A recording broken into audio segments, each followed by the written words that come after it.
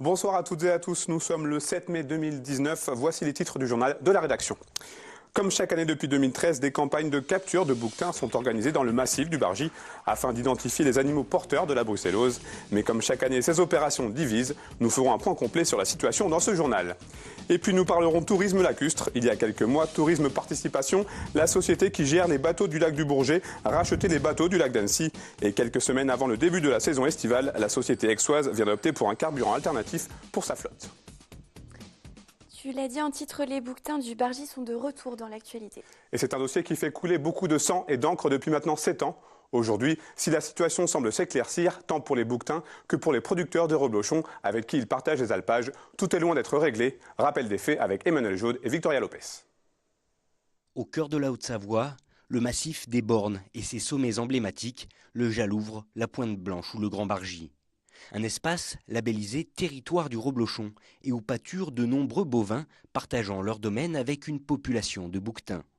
Une proximité ayant exposé les vaches laitières à la bactérie de la brucellose en 2012. Une contamination synonyme de risque sanitaire et commercial pour les producteurs de fromage au lait cru et qui ont donc fait pression sur le préfet de l'époque, Georges-François Leclerc. En 2013, un arrêté préfectoral s'ensuit, ordonnant l'éradication de tous les bouquetins du secteur âgés de 5 ans ou plus. Une décision provoquant la colère des associations de défense contre la faune sauvage. Dès lors, entre 2013 et 2018, ce sont près de 500 bouquetins qui sont abattus. Seuls 130 d'entre eux avaient été analysés comme séropositifs. L'affaire se place alors sur le devant de la scène nationale. Nicolas Hulot, Ségolène Royal ou encore Brigitte Bardot interviennent. Mais il faudra attendre la nomination d'un nouveau préfet pour que l'affaire prenne un nouveau tournant. Contrairement à la politique qui était menée par le préfet Leclerc, qui était l'abattage indiscriminé massif, le préfet Lambert cherche depuis son arrivée à faire preuve de modération. Nous ne sommes pas toujours d'accord avec ce qu'il propose.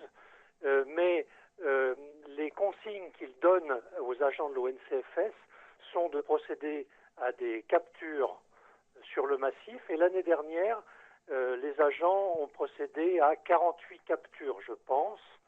Et là, l'objectif est d'en faire 50, donc c'est tout à fait réalisable. On estime aujourd'hui que la brucellose ne concerne plus que 20% des bouquetins du massif du Bargy, contre 70% il y a quelques années. Une évolution de bon augure et qui incite donc à tempérer les prélèvements en accord avec les experts du dossier. L'objectif reste le même depuis plusieurs années avec des méthodes qui ont évolué. Là, nous sommes sur des méthodes à la fois pragmatiques qui s'inspirent également de l'avis favorable du Conseil national de la protection de la nature, qui a considéré qu'en effet, sur un total de 300 bouquetins, un certain nombre pouvaient être soit capturés, soit éventuellement prélevés, c'est-à-dire prélevés par des tirs. Bon, nous n'avons pas complètement utilisé ce droit de tirage pour des raisons de sensibilité locale, dont nous prenons acte et que je respecte. Et donc cette année encore, nous serons bien sûr très vigilants pour ne pas provoquer qui que ce soit. Je connais l'hostilité de principe de certains à ce que les animaux fassent l'objet de prélèvements sans avoir été testés au préalable. Plusieurs campagnes d'analyse et de prélèvement d'animaux malades seront encore nécessaires au cours de ces 3 prochaines années. Pour autant, la survie de la population locale d'ongulés n'est plus en question. Près de 300 individus sont encore présents sur les flancs du Bargy, un nombre suffisant pour que l'espèce perdure dans le temps sans nécessité de réintroduction. L'accès aux rives des gorges du Fier sera bientôt fermé. Après 2 accidents mortels en 10 jours, les responsables du site ont tranché. La Société des Gorges du Fier va clôturer l'accès aux berges sur son périmètre. Une initiative soutenue par le maire de Lovani qui espère élargir cette interdiction sur sa commune. Les explications d'Inès Guillaumeau. À l'approche des beaux jours, difficile de résister à l'appel de la rivière. Dans les gorges du Fier, les visiteurs sont nombreux à s'aventurer hors des sentiers battus pour rejoindre le cours d'eau. Et ce, en dépit des avertissements de la société gestionnaire du site. Dès qu'on voit des gens qui sont susceptibles d'avoir envie de descendre, c'est-à-dire qui ont une serviette de bain par exemple, ce genre de choses, ou des gens qui nous posent la question de savoir par quels moyens on descend, on leur dit qu'on ne peut pas leur répondre puisque l'accès est trop dangereux et que donc nous on ne veut pas prendre la responsabilité de leur dire par quel chemin on descend au bord du Fier. C'est un ravin, c'est abrupt, c'est glissant, donc déjà rien que la descente est dangereuse. Les berges ensuite sont dangereuses parce que c'est des gros rochers calcaires qui sont immergés régulièrement, donc qui sont recouverts d'une petite algue qui les rend extrêmement glissants. Et c'est dangereux enfin parce que le Fier, c'est une rivière de montagne avec un fort courant. En l'espace de 15 jours, 2 accidents ont eu lieu sur le site. Des visiteurs se sont noyés en tentant de traverser le cours d'eau. Depuis, la Société des Gorges du Fier et la commune de Lovagny veulent transformer l'avertissement en interdiction en installant des panneaux et barrières le long du chemin d'accès au site. Lors du premier accident, déjà, on est en contact direct avec le gestionnaire. Celui-ci avait, de sa propre initiative, souhaité commencer à augmenter l'affichage des panneaux avec les risques encourus d'accès sur les berges. Et là, avec le deuxième accident qui vient d'intervenir, on est monté, je dirais, un cran au-dessus en demandant la fermeture de l'accès aux berges sur la partie ouverte au public le long du chemin piéton qu'a réalisé le gestionnaire des gorges pour aller jusqu'à la billetterie où l'on peut visiter et voir l'ensemble du site. Jusque-là, seule la baignade était interdite. Il ne sera désormais plus possible de descendre sur les berges pour la zone gérée par le privé. Quant à la partie publique, le maire de Lovagny a sollicité le préfet. Il espère voir le retour d'un arrêté préfectoral interdisant l'accès aux berges. Des panneaux seront également installés par la commune en aval du site. On l'a appris ce lundi, Jean-Philippe Demaël, président du directoire du groupe Somfy entre 2008 et 2016, a été nommé directeur général adjoint du comité d'organisation des mondiaux de ski alpin 2023 qui auront lieu à Courchevel et Méribel. Jean-Philippe Demaël, ancien de ces ArcelorMittal, secondera donc Perrine Pellen dans sa mission. Il prendra officiellement ses fonctions cet été. L'été arrive justement et les compagnies de bateaux lacustres se préparent. Tourisme Participation, la holding qui gère la compagnie des bateaux du lac du Bourget et la compagnie des bateaux du lac d'Annecy est en pleine mutation. Nouveaux bateaux, nouveaux carburants et même nouvelles dessertes. Le groupe Exois multiplie les investissements. Reportage. Opération lifting grandeur nature pour le Slavière.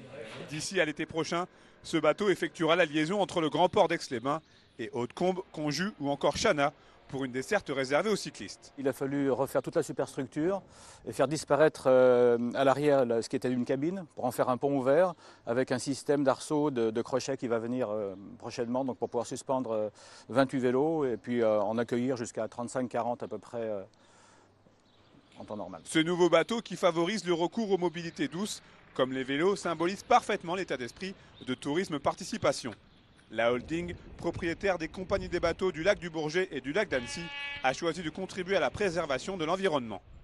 Preuve supplémentaire, depuis le 19 avril dernier, l'ensemble des 11 bateaux du groupe est passé du gasoil non routier au GTL Marine, un carburant alternatif moins polluant. Aujourd'hui, il existe des techniques qui pourraient s'appliquer, qui ne sont pas complètement matures, qui sont l'hydrogène ou l'électricité. On n'a aucun changement à faire sur les bateaux techniques, ni dans les cuves, ni dans les moteurs. Ça change qu'on n'a plus d'odeur, qu'on rejette moins de CO2, qu'on rejette moins de produits polluants et que c'est un produit qui est biodégradable. Si on avait un jour, on n'espère pas un accident, le produit est complètement biodégradable dans le lac.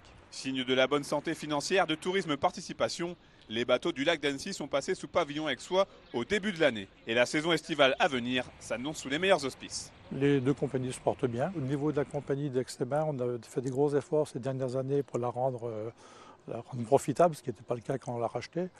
Et on fait pareil à Annecy. On investit beaucoup en formation pour pouvoir rendre le personnel plus polyvalent, ce qui nous permet d'augmenter l'employabilité du personnel tout au long de l'année.